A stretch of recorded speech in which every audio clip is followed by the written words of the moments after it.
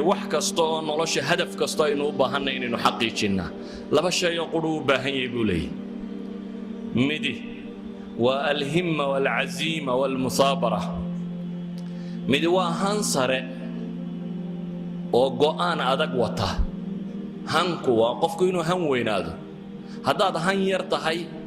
waxa weeyaan waa cigaal shidaadkii la lahaa maxay col hortii jabayay col hortii baad jabaysaa haddaad han yar tahay macnaheedu waxa weeyaan adaan waxbaba isku dayin ayaad jabaysaa laakiin qofku markuu han weyn yahay oo uu caziimana leeyahay go'aan adagna uu leeyahay kaasi waa qodobka koowaad ee nolosha wax ka bedeli kara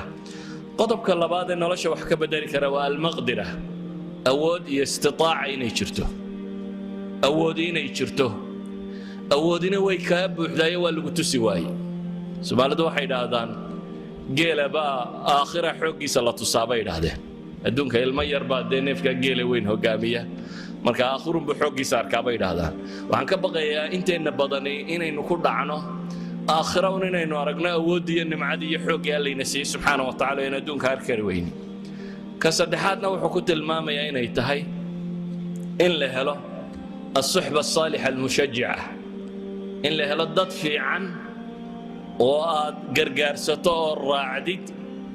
وأن مثبتين هنا أن ضد لك كوكونا بياه هنا ضد كركو قاضي يكركو سي وضياه وحلقة يابا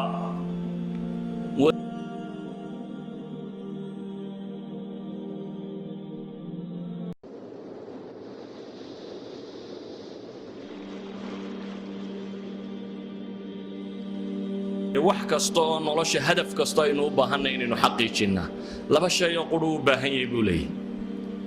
midi waa alhimma walcaziima walmusaabara midi waa han sare oo go'aan adag wata hanku waa qofku inuu han weynaado haddaad han yar tahay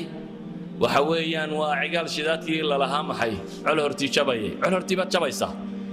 haddaad han yar tahay macnaheedu waxa weeyaan adaan waxbaba isku dayin ayaad jabaysaa laakiin qofku markuu han weyn yahay oo uu caziimana leeyahay go'aan adagna uu leeyahay kaasi waa qodobka koowaad ee nolosha wax ka bedeli kara qodobka labaad ee nolosha wax ka bedeli kara waa almaqdira awood iyo istitaaca inay jirto awood inay jirto awoodina way kaa buuxdaayo waa lagu tusi waaye Soomaalidu waxay yiraahdaan geela baa aakhira xooggiisa la tusaabay yiraahdeen adduunka ilmo yar baa neefka geela weyn hogaamiya marka aakhirun buu xooggiisa arkaabay yiraahdaan waxaan ka baqayaa inteena badani inaynu ku dhacno aakhira inaynu aragno awood iyo nimcad iyo xoog Alle ina siiyay subxaanahu wa ta'aala in adduunka arkari weyni ka saddexaadna wuxuu ku tilmaamayaa inay tahay in la helo الصحبة الصالحة المشجعة إن له لضد في عن وقرقر ستور راعدد وأن مثبتين هنا أن ضد لك كوكونا بياه هنا ضد كركو قاضي يكركو سي وضياه وحلقة يابا